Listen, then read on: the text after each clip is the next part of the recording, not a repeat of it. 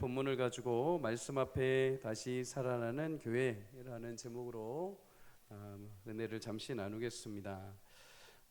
성전이 재건되고 이제 성벽이 완공이 됩니다.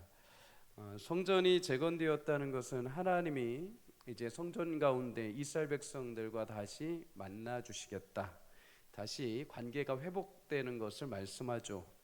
성벽이 중건되었다는 것은 이제 하나님과 만나는 그 영광의 은혜를 결코 빼앗기지 않겠다라는 의미입니다. 그러면 여러분, 이제 남은 한 가지가 있습니다. 그것이 무엇이냐? 이스라엘 백성들이 하나님을 향해서 전심으로 다시 돌아오는 것입니다.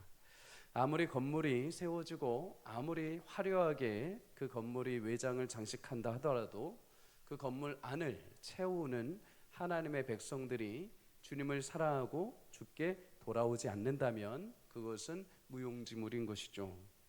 8장 1절에 보면 하나님은 이들을 다시 그 마음을 돌이키기 위하여 온 백성들을 수문 앞 광장으로 모이게 하셨다라고 합니다. 광장에 모여서 이들이 한 것이 무엇이냐? 에스라를 통해서 새벽부터 정오까지, 낮까지 토라, 다시 말해 율법을 읽기 시작을 합니다. 모세 우경을 계속해서 낭독하고 그것을 들은 것이죠. 에스라가 성경을 필 때 모든 백성들이 다 일어납니다. 하나님 앞에 그 존귀함과 영광을 온몸으로 경외함으로 드러낸 거죠. 말씀이 울려 퍼질 때마다 이들이 아멘 아멘 하면서 하나님의 말씀 앞에 화답을 합니다. 우리가 예배할 때 일어서는 것은 단순히 하나의 예식이 아닙니다. 하나님의 존귀하신 영험하심과 그 위대하심 앞에 내 영혼이 경외함으로 서는 것이죠. 우리가 말씀이 울려 퍼질 때마다 아멘이라고 하는 것은 단순히 그냥 어떤 박자를 맞추기 위함이 아닙니다. 하나님의 신실하신 말씀은 살아계신 것이고 그 말씀대로 지금 하나님 운행하시고 역사하심을 믿습니다라고 할 때, 그리고 그 말씀대로 내 삶과 우리 가정에 이루실 것을 믿습니다라고 고백할 때 아멘이라고 화답을 하는 것이죠. 하나님 그렇게 말씀 가운데 사려 역사하시며 백성들 가운데 그들의 마음을 움직이기 시작을 하십니다. 예루살렘 성문은 총 12개의 문이 있습니다. 각 문마다 의미가 있게 이름이 지어졌죠. 양문이라고 한다면 하나님 앞에 제사를 드리기 위해 들어오는 희생제물인 양들이 들어오는 문입니다.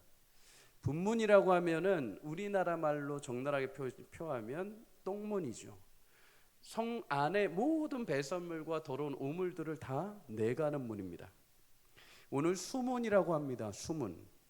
예루살렘 전체 모든 백성들이 마실 수 있는 물이 한 곳으로 모이는 곳. 누구라도 거기에 가면은 물을 뜰 수 있는, 물이 저장되어 있는 문이 수문입니다. 이스라엘 백성들이 수문 앞 광장에 모여서 하나님의 말씀을 에스라가 선포할 때 모두 듣습니다. 그런데 그곳에 모인 사람들이 4만여 명이 넘습니다. 에스라 혼자서 말씀을 증거한다고 해서 그것이 들릴 리 만무하죠.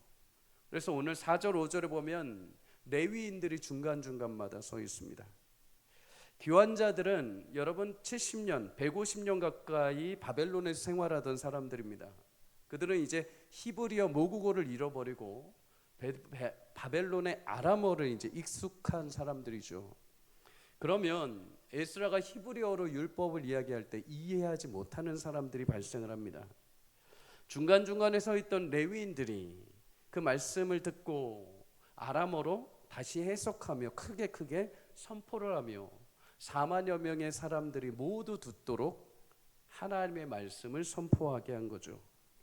그렇게 들려지는 말씀 통해서 그곳에 모였던 모든 영혼들이 이제 마음에 변화가 일어나기 시작을 합니다. 마치 수문에서 물이 흘러넘쳐서 사람들의 목을 축여주었던 것처럼 하나님 말씀이 수문 앞 광장에 모인 모든 사람들의 메말랐던 심령에 하나님 은혜의 담비를 부으시고 생수의 강이 넘쳐 흘러서 그 심령 가운데 새로운 부흥의 역사가 일어나기 시작을 합니다. 여러분, 부흥이라는 단어는 히브리어로 카야라고 합니다. 원뜻은 살아난다라는 의미입니다. 마른 뼈와 같은 우리 인생, 생기가 없고 상한 갈대와 같은 인생이지만 하나님께서 살게 하신다면 하나님의 놀라운 생명의 능력으로 그들을 일으켜 세우실 줄 믿습니다. 우리가 살아날 수 있는 방법은 그 생명의 주관자이신 하나님께 다시 돌아가는 것입니다. 성도에게 부흥은 그래서 원래 있던 자리로 돌아가는 것, 회복하는 것입니다. 하나님 곁으로 돌아가는 것, 하나님이 원래 창조하셨던 목적 그대로 하나님의 영광을 위해 하나님 내게 허락하신 그 복을 누리며 목적하신 그대로를 다시 회복하는 것, 그것이 부흥인 것입니다. 시편 73편 28절은 말합니다. 하나님께 가까이함이 그래서 복이라고 말씀을 합니다. 여러분, 오늘 예배가 성문 앞 광장에서 드렸던 예배처럼 하나님의 생명수와 같은 그 은혜가 다시 우리 영혼 가운데 흘러넘치는 축복이 있기를 주의 이름으로 소망합니다. 예배를 드리고 나서 우리가 성전 문 밖을 나갔을 때 여전히 내 삶의 자리에 내가 중심이 서 있고 내 목적을 따라가는 삶이 아니요, 하나님 앞에 가까이 감으로 인하여 하나님이 원래 목적하셨던, 나를 창조하셨을 때 주셨던 그 영광스러운 복과 하나님의 영광을 위해 살아가고자 하는 그 모든 은혜의 복이 회복되는 역사가 있기를 주의 이름으로 축복합니다. 거룩한 영, 하나님의 생기가 다시 불어나와 우리의 삶을 덮고 우리 가정과 우리 교회를 덮어주시기를 축복합니다. 요한복음 7장 37절은 말씀합니다. 누구든지 목마르거든 내게 와서 마셔라. 그 배에서 생수의 강이 흘러 넘치게 하리라. 그곳 수문 앞 광장에 누구라도 모인 자들에게 생수의 은혜가 흘러넘쳤습니다. 어김없이 흘러넘치게 되어 있습니다. 여러분, 수문 앞 광장에 모인 사람들처럼 늘 은혜의 자리, 말씀의 자리, 기도의 자리를 사모하며 나오기를 주의 이름으로 축복합니다. 사모하며 나오는 자들에게 하나님 어김없이 은혜의 생물을 부어주실 줄 믿습니다. 오늘 본문을 통해서 부흥에 대해서 우리에게 두 가지 교훈을 주십니다. 첫째는 이런 부흥은 말씀의 회복과 함께 시작이 됩니다. 말씀 없는 부흥은 없습니다. 말씀의 은혜 없는 부흥은 결코 자랄 수가 없습니다. 1절에 그달 29날이라고 말합니다. 7월 1일에 이스라엘 백성들은 나팔절에 수문 앞 광장에 모여서 거룩한 예배로 부흥의 은혜를 경험하게 됩니다. 흔히 우리가 절기라고 하면 그냥 어떤 행사라고 오해할 수 있습니다. 그러나 절기는 하나님이 백성과 특별히 만나 주시기로 하신 약속의 시간입니다. 우리 인생의 시간 속에 하나님이 그 절기를 담아 놓으셨다는 것은 인생 속에 하나님이 구별하여서 그 시간 동안에 하나님이 어떻게 일해 오셨고 하나님이 어떻게 앞으로 일해 가실 것인지를 다시 알려주시는 시간인 것입니다. 그래서 그 절기를 통해서 하나님의 역사를 다시 고백하고 하나님이 앞으로 이루실 것을 기대하는 시간이 되는 거죠. 나팔절은 레위기 23장 24절에 보면 큰 나팔을 불며 유대력에 해당한 새로운 새해를 맞이하는 시간이기도 합니다. 유대인들에게 새로운 시작이라고 하는 것은 그들이 하나님의 은혜로 구원받은 새로운 피조물이 된 시점을 말합니다. 이날은 노동을 쉬고 거룩한 예배를 드리고 회개를 하고 다시 하나님이 우리를 구원하신 은혜를 기억하는 날입니다. 이렇게 나팔절을 지낸 이후에 이들이 7월 15일 일주일 동안 초막절을 지내게 됩니다. 초막절이라는 것은 하나님이 40년 동안 자신들의 조상 광야에서 40년 동안 하나님이 이스라엘 백성들을 인도해 오신 것을 기념하며 7일 동안 하나님의 말씀을 읽고 예배를 하며 하나님께 제사를 드리는 것입니다. 특이한 것은 조상들이 광야에서 텐트를 치며 생활했던 것처럼 7일 동안 이들이 초막을 짓고 초막 안에서 생활하며 이 절기를 지내는 것이죠. 요즘은 캠핑하는 사람들이 많습니다.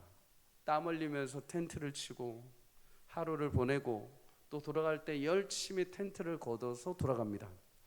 그런데 여러분, 하루 이틀 정도는 이것이 즐겁죠. 그런데 40년 동안 이것을 한다면 여러분 어떻겠습니까? 7일 동안 초막에 살면서 이들이 처음엔 재미있었을 수 있습니다. 처음엔 뭔가 호기심이 있었을 수 있습니다. 그런데 7일이 지나면서 제대로 먹지도 못하고 제대로 씻지도 못하면서 무슨 생각이 들었을까요?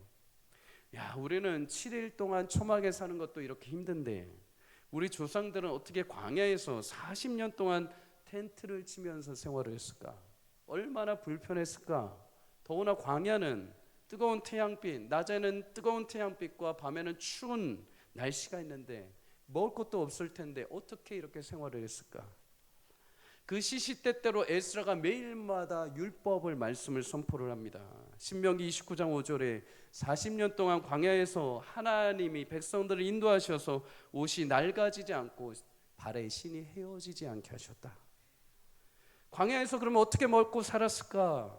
에스라가 또 율법으로 말씀을 선포합니다. 신명기 8장 16절에 너희 조상들도 알지 못하던 만나를 광야에서 먹이셨다. 그러면 어떻게 옷은 입고 그렇게 먹고 살지만 낮의 추위와 낮의 더위와 밤의 추위는 어떻게 했은가? 출애굽기 13장 21절에 낮에는 구름 기둥으로 밤에는 불 기둥으로 그들의 길을 인도하셨다. 40년간 우리 조상들이 텐트에서 그렇게 생활하면서 몸이 상하지 않고 약속의 가나안 땅에 들어갈 수 있었던 것은 약속을 지키신 하나님의 신실하심이구나. 그럼에도 우리가 범죄하여 바벨론 포로로 끌려갔음에도 불구하고 하나님 그 약속에 말씀하신 대로 우리를 포로에서 70년 후 이렇게 돌아오게 하셨구나.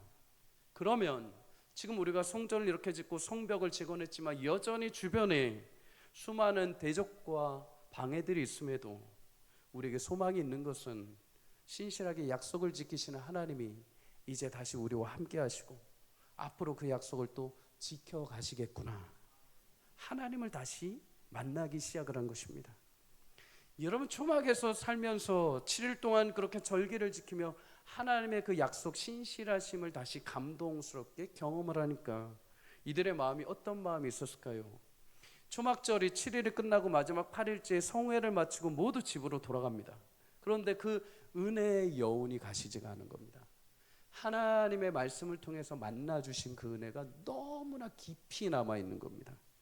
그래서 초막절이 지난 이틀 뒤에 7월 24일에 이스라엘 백성들이 누구라도 시키지 않았는데 자신들 스스로가 다시 모입니다. 그 은혜 자리로 다시 모이기 시작을 합니다. 은혜 자리에 모여서 회개하고 자복하며 하나님 말씀을 읽고 하나님을 더 경외하고 싶은 마음이 불같이 일어나기 시작을 한 거죠. 오늘 3절에 보면 낮에 4분의 1, 곧 3시간 동안에 그 자리에 서서 말씀을 읽습니다. 하나님 그 위대하심과 은혜가 너무나 감사하고 너무나 감격스러워서 하나님의 말씀을 읽는데 서서 듣습니다. 3시간 동안 자신들의 말씀을 읽으면서 주셨던 모든 찔림과 모든 죄악들을 다 자복을 합니다. 그 안에서 하나님의 위대하심을 경배합니다. 놀라운 변화죠. 부흥이 일어난 것입니다. 근데 여러분 이 부흥이 어디에서부터 시작이 됐는가? 주의 말씀을 들을 때부터 시작이 되었습니다. 여러분 부흥은 언제나 말씀에서 시작이 됩니다. 말씀은 우리 가운데 엑스레이와 같습니다. 우리 안에 어떤 질병이 있는지 아픈 곳이 어딘지 정확하게 하나님이 하나님의 백성의 자리에서 이탈했을 때 하나님이 정확하게 캐치해내시고 우리를 온전케 돌아세우시는 엑스레이와 같은 역할을 하시죠. 그래서 말씀이 나를 비추고 내 영적인 빈곤의 상태를 깨닫게 하시고 그것을 새롭게 하나님의 은혜로 채우시는 역사가 말씀에서부터 시작이 됩니다. 여러분 남유다 왕 가운데 16대 요시야 왕이 있습니다. 그는 26살 되던 해에 아버지 므낫세가 무너뜨리고 회파시켰던 성전을 다시 재건을 합니다. 므낫세 왕은 여러분 대충 들어보셨을 겁니다. 유다 왕 중에 제일 악한 왕 중에 악한 왕입니다. 우상 숭배를 가득하고 하나님의 성전을 방치해 버립니다. 근데 아들 요시야가 26살 때 이 성전을 다시 재건을 합니다. 수리 도중에 율법책을 발견합니다. 하나님의 말씀을 발견합니다. 역대 34장 14절에 보면 이 율법책을 어디에서 발견하는가? 헌금함 속에서 발견합니다. 제사장들이 왕 앞에서 백성들 앞에서 성전 뜰에서 읽어야 하는 하나님의 율법, 하나님의 귀하신 말씀이 헌금함 구석에 버려져 있는 것입니다. 아무도 그것을 원위치 않거나 아무도 그것을 자리에 왜 없지 하면서 찾지를 않습니다. 55년 동안 그렇게 말씀이 방치되고 버려진 상태였습니다. 요시야는 그 말씀을 꺼내어서 다시 한번 읽기 시작을 합니다. 그런데 웬걸요? 이 말씀은 나 혼자 읽을 말씀이 아닙니다. 온 백성들이 함께 읽어야 될 말씀인 것입니다. 우리가 어떻게 하나님 앞에 범죄했고 하나님이 어떻게 약속을 지키셨는지 나뿐만 아니라 모두가 알아야 되는 거죠. 온 백성과 함께 말씀을 읽을 때마다 백성들이 그 말씀이 한자 한자 읽을 때마다 마음이 통회하기 시작합니다. 자복하기 시작합니다. 새로운 부흥의 은혜가 시작되기 시작한 거죠. 사도행전 2장에도 보면 성령 충만한 베드로가 절기를 지키게 모은 수많은 백성들을 향해서 하나님의 말씀에 성령 충만하여 담대히 선포를 합니다. 그때 말씀을 들을 때 3,000명이 하나님의 은혜 가운데 회심하여 돌아오는 놀라운 부흥의 역사가 그 선포된 말씀에서 시작이 되었습니다.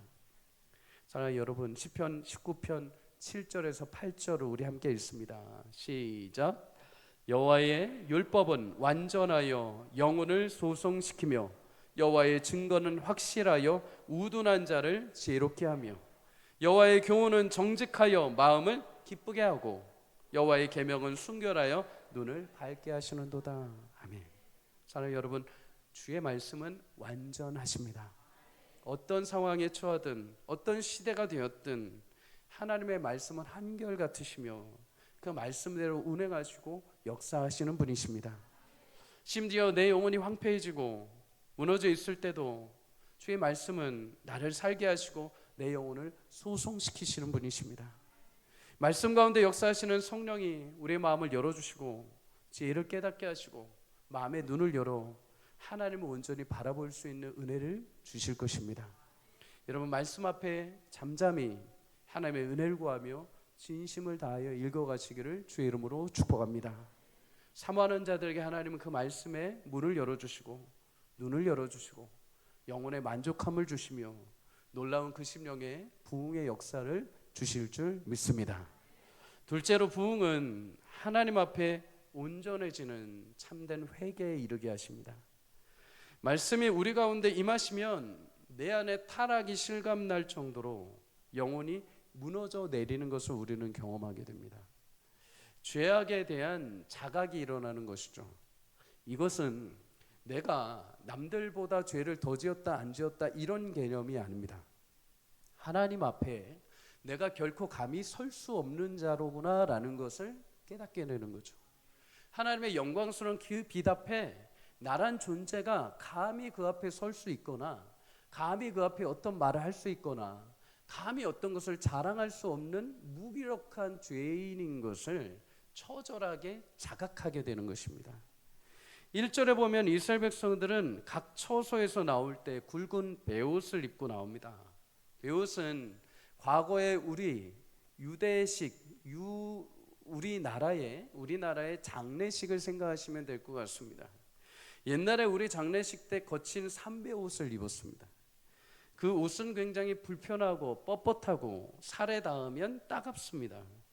그만큼 지금 내 죄악이 나를 찌르고 나를 불편하게 하는 것을 옷을 통해서 고백하는 거죠.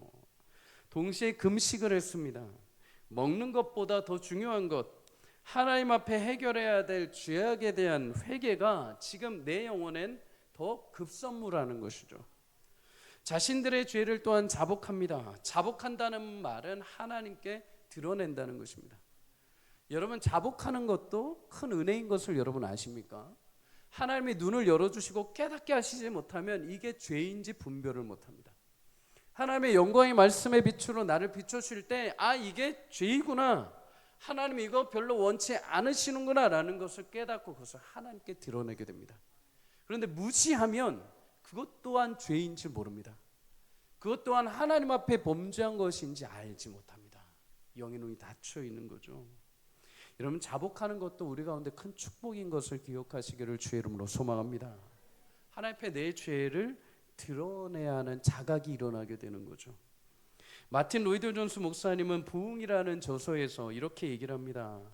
회개와 후회는 완전히 다릅니다. 그렇죠, 여러분. 후회와 회개는 완전히 다른 것입니다.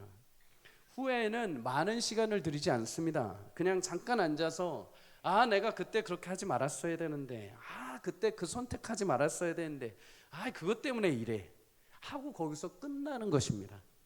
그리고 그 일을 잊어버린 채 다시 그냥 살던 대로 살아가는 게 그냥 후회라는 것입니다.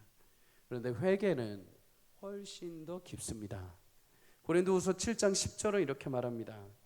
하나님의 뜻대로 하는 근심은 후회할 것이 없는 구원에 이르게 하는 회개를 이루는 것이요 세상 근심은 사망을 이루는 것이라.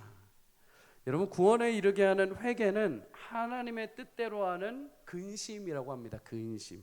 모든 근심이 나쁜 게 아닙니다. 하나님의 뜻대로 하는 근심. 내 안에 죄악으로 인한 자발적인 죄악상이 고발되고 근심하는 것. 쉽게 말하면 하나님 앞에 내가 어떤 존재인지를 자각할 때 생기는 거룩한 슬픔이라는 거죠. 부흥회 때 하나님은 말씀을 통해 자기가 얼마나 심각한 자인지를 알게 하십니다. 눈앞에 그것을 직시하게 하십니다. 오늘 본문에도 보면 이스라엘 백성들은 자신들의 죄를 직시하게 되자마자 초막절 절기가 끝났음에도 불구하고 하나님 앞에 다시 나옵니다. 생명의 주가 하나님, 내 생명을 회복하시는 분이 하나님밖에 없기에 하나님께 다시 나오는 거죠. 당장 하나님 앞에 자신의 죄를 직시하게 된 겁니다. 그리고 9장 뒤에 보면은 다 읽지는 않았지만 하나님이 어떤 분이시며 그 앞에 자신들이 어떤 행동을 했는지 스스로가 낱낱이 자복하며 다 드러내게 됩니다. 창조주 하나님이 아브라함을 찾아오시고 그를 통해서 우리 민족을 이루시고 애굽에서 종으로 살던 우리를 건져주시고 홍해를 가르셔서 마침내 약속의 땅 바로 앞에 가데스 바네아까지 인도하여 주셨습니다. 그런데 9장 16절에 보면 그때 가데스 바네아에서 우리 민족이 무슨 행동을 했는가? 느헤미야 9장 16절에 자복을 합니다.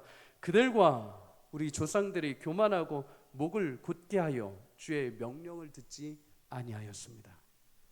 하나님 앞에 교만하여 그 땅을 우리가 취할 수 없습니다 하고서 거부했다는 것이죠. 이 일로 인해서 이스라엘 백성들은 광야 40년을 다시 돌게 됩니다. 그런데 하나님 그럼에도 우리 이스라엘을 버리지 않으시고 낮에는 구름기둥, 밤에는 불기둥으로 지키셨습니다. 만나와 메추라기로 반성해서 물로 먹이시고 마시며 40년 하나님께서 지키셔서 약속의 땅에 마침내 들어가게 하셨습니다. 눈앞에 나타난 대적들을 치시고 그 땅의 아름다운 과실과 열매를 먹는 복을 주셨습니다. 그런데 우리 조상들이 어떻게 행동했습니까? 느헤미야 9장 26절에 자복합니다. 그들은 순종하지 아니하고 주를 거역하며 주의 율법을 등지고 주께로 돌아오기를 권면하는 선지자들을 죽여 주를 심히 모독하였습니다. 이들이 죄악이 있을 때 하나님은 사사와 선지자들 통해서 계속 돌아오고 구원하심을 계속 주셨습니다. 그런데도 불구하고 이들이 끝까지 거부하고 심지어 하나님이 보내신 자들마저도 죽이게 하셨습니다. 그럼에도 하나님은 그들의 고통과 부르짖음을 들으시고 긍휼하심으로 도와주셨다. 하지만 끝내 교만한 우리 조상들은 주의 율례를 떠나 마침내 이방 나라에 포로로 끌려갔습니다. 그럼에도 하나님은 긍휼히 여기셔서 70년이 지나 우리를 돌아오게 하셨습니다. 그리고 이제 하나님 앞에 자신들이 이러한 죄악을 자각하게 된 이스라엘 백성들이 하나님 앞에 다시 고백을 합니다. 느헤미야 9장 33절 함께 읽습니다. 시작. 그러나 우리가 당한 모든 일에 주는 공의로우심으로 우리는 악을 행하였사오나 주께서는 진실하게 행하셨습니다. 아멘. 우리는 끊임없이 하나님 앞에 악을 범했지만 하나님의 약속하신 대로 늘 언제나 신실하심으로 우리를 대해 주셨습니다. 여러분, 이게 회개의 본질입니다. 자신이 하나님 앞에 어떤 존재인지 그 죄에 대한 심각성을 깨닫는 것, 그 죄가 자신의 가슴을 파고들고 그 죄를 미워하고 이제 혐오하게 되는 것, 내가 나를 보아도 이렇게 악하고 못됐는데 하나님 보시기에 어떨까 하며 하나님 앞에 나를 정직하게 세우는 것, 그것이 회개입니다. 누가복음 15장에 보면 아버지 유산을 가지고 떠났던 철없던 둘째 아들이 등장을 하죠. 그는 자신이 물질만 있으면 아버지 품보다도 얼마든지 세상에서 편하게 살 수 있을 거라 생각하고 다짐했습니다. 세상이 호락호락하지 않죠. 돈을 다 탕진합니다. 돼지 우리에서 돼지들이 먹는 음식을 먹으며 배를 채웁니다. 그런데 문득 그에게 한 가지 자각이 일어납니다. 무엇인가? 내가 아버지께로 돌아가야겠다. 그런데 이런 나조차도 한심하고 염치 없는데 아버지 앞에 내가 어떻게 보이겠는가? 내가 아무런 염치가 없으니 아버지께 돌아가서 나는 더 이상 아버지 아들로서 자격이 없는 자입니다. 그저 아버지 그냥 저를 종처럼, 종의 하나처럼 여겨주십시오. 아버지 앞에 자신의 죄가 어떻게 보일지 깨닫는 것, 그리고 그 죄의 심각성을 아는 것이 회개입니다. 영적인 자각이 일어난 거죠. 그래서 다른 어떤 경제적인 문제, 내 개인적인 어떤 문제보다도 지금 당장 하나님 앞에 나의 죄만 보이게 됩니다. 나의 체면, 나의 현실보다 하나님 앞에 이런 나를 어떻게 해야 할지 위기를 경험을 하게 되는 거죠. 그래서 우리가 하나님의 말씀을 듣고 그 안에 영적인 회심과 부흥이 일어나는 사람들은 지금 당장 내 인생, 나의 앞날, 나의 자녀들이 걱정이 되는 게 아니라 내 영혼의 죄악성과 하나님 앞에 비춰지는 나의 처절한 모습을 보면서 자복하며 주님 앞에 엎드립니다. 그게 지금 너무나 심각하기에 먹을 거 생각이 안 납니다. 너무 심각하기 때문에 집에 갈 생각이 안 나는 겁니다. 이 문제가 하나님 앞에 해결이 되지 않으면 이게 어떻게 살아갈 방법이 없는 것입니다. 사도행전 2장에 보면 베드로가 오순절 성령의 충만함으로 설교를 할 때 많은 사람들이 들었다고 했습니다. 그런데 그들이 여러분 설교를 듣고 그 말씀을 복음을 들었을 때 어떤 현상이 일어납니까? 사도행전 2장 37절에 마음에 찔려 베드로에게 물으되 형제들아 우리가 어찌할꼬? 하나님 말씀 앞에 직면했을 때 죄악 가운데 있던 내 심령이 하나님 어떻게 할꼬? 하나님 어떻게 해야 됩니까? 죄가 하나님 앞에 이렇게 험지하고 더러운 존재인데 하나님 앞에 제가 설 수 없는 존재인데 하나님 제가 어찌합니까? 지금 당장 유월절 절기를 지키기 위해서 여러 가지 물건을 가지고 오고 유월절이 끝나고 돌아가서 어떤 사업을 할까? 돌아가서 내 가정을 어떻게 이끌까? 이런 걱정과 개념을 넘어서 지금 당장 내 영혼이 처절한 지옥구덩이로 가게 되었는데 하나님이 어찌할까? 하나님이여 제가 어찌할까요? 하나님 저를 살려주십시오 하면서 처절하게 자신을 자각하게 되는 것, 그것이 회개입니다. 내 영혼이 어떻게 하나님 앞에 살아가야 될까? 실체를, 파멸된 영혼을 처절하게 깨닫게 되는 거죠. 이때 베드로가 말합니다. 회개하여 예수의 이름으로 세례를 받고 죄 사함을 받으라. 그날 신도의 수가 3,000이 더했다라고 말합니다. 하나님 말씀을 듣고 회개하여 예수 그리스도의 성령의 은혜로 회복이 될 때 우리 심령이 다시 살고 일어나는 축복이 있게 될 줄 믿습니다.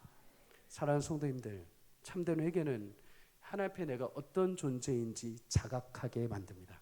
그리고 진정한 회개를 통해서 하나님 앞에 회개에 합당한 행동, 돌이키는 모습을 보이는 것이죠. 사랑하는 성도님들, 교회 문턱만 밟고 가지 않기를 주의 이름으로 축복합니다. 교회 문턱만 밟고 나 그냥 그리스도인이에요 라고만 끝낸다면 하나의 종교에 불과합니다. 그러나 내가 하나님 앞에 서보니 나 같은 인생이 너무나 처절하고 너무나도 비참한 인생인데도 불구하고 나를 사랑하신다 하시고 내가 알 수 없는 그 광야의 길을 걸을 때도 하나님께 세미하게 나에게 만나주셨고 하나님께 세미하게 금을 마시게 하셨고 심지어 내가 순간순간마다 그렇게 범죄했음에도 불구하고 하나님의 영광이 나를 붙드셨어. 하나님 제가 어찌하오리까? 하나님 제가 어찌하오리까?